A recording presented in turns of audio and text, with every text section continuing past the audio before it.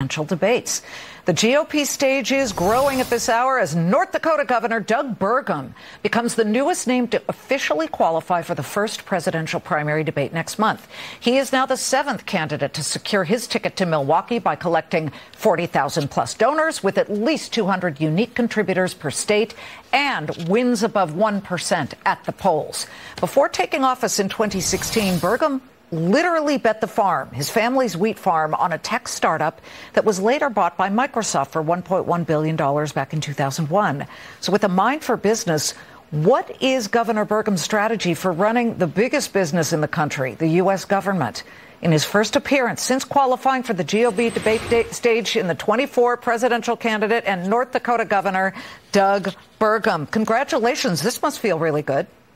Well, Liz, great to be with you, and it does feel great. And I wanted to share gratitude we had a grassroots effort from high school classmates, college friends, people that were in the early days of Great Plains, family and friends from both Catherine and I that reached out to everybody, their holiday card list, their business contacts. And they've been getting together. They call themselves the Sodbusters. And they've really put the foundation behind getting us to 40,000 donors. And just thanks to all of them. Well, now the real hard work begins. It is a critical opportunity, this debate, in front of so many viewers, to really show what you are all about to people well beyond your state. That is a challenge because everybody's scratching and fighting for just that moment, that soundbite during the debate.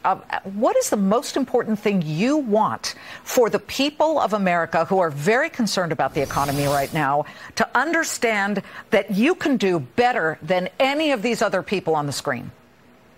Well, Liz, I love when you call it CEO of America. Makes me think that maybe we should have a CEO actually in that job. Having experience in the private sector seems to be a prerequisite. The economy is changing. It's changing rapidly. Technology is changing every job, every company, every industry. It needs to change how we do government as well. This is something I've seen when I switched from being a CEO to being a governor of a state. And I've also seen how the federal government tries to Bigfoot everybody. Too much regulation on small businesses, big businesses, and certainly too much regulation on the states. We've got to shrink the size of the federal government back to its original intention, return the power to the states, and get out of the way. This economy is crawling. It should be sprinting. And we sum all that up in one thing. We just say innovation, not regulation. Innovation is how America is always won. That's how we're going to beat China, and the Cold War within China right now is through innovation. And that's what our administration will be focusing on. Yeah, and it's not just artificial intelligence, although it feels like we're very much at the forefront of AI.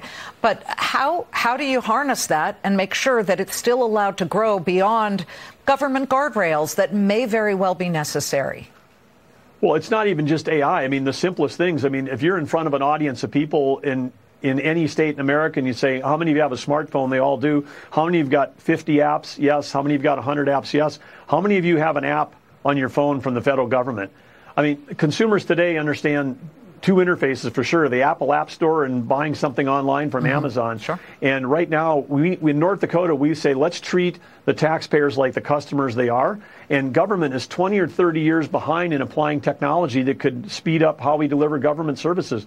The 2 million federal employees that we have, 10 to 20% of every job in the federal government is probably some mind-numbing, soul-sucking, repetitive work that could be automated. And at a time when we have 11 million jobs open in America, let's get those federal workers back to the private sector. Let me dovetail to energy, and that would be both green energy and, of course, fossil fuels. Obviously, you know a lot about both, but the electrification of the American automobile is forging ahead, and that's through the private sector. General Motors, Ford, even all the international companies are doing it. Where do you stand on that and the dovetail, or at least some way of bridging the gap between them so that we do eventually find ourselves able not to be dependent on anybody else but this country for the energy needs? Well, first of all, agree, true energy independence is absolutely needed. And we'd say one thing about energy, which is in the Burgum administration, we'll be selling energy to our friends and allies and stop buying it from our adversaries. But on the electrification, the plan that's in place right now with the Biden administration is not connected to physics. It's not connected to economics. It's not connected to common sense. We're subsidizing 500,000 EV charging stations. At the same time, you can't permit a new transmission line, and the administration is trying to shut down all the baseload in our country.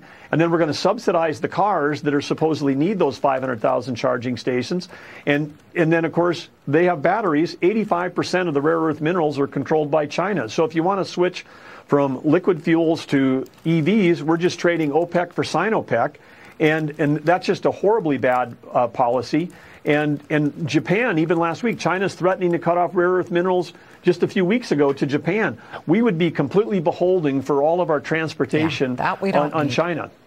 Well, we are starting to dig for those rare earth minerals here in the United States. But again, regulation seems to be choking it. Governor, we want to have you back, absolutely, as we continue to follow all of the candidates. So thank you so much for coming on and introducing yourself to our viewers here on the Claman Countdown.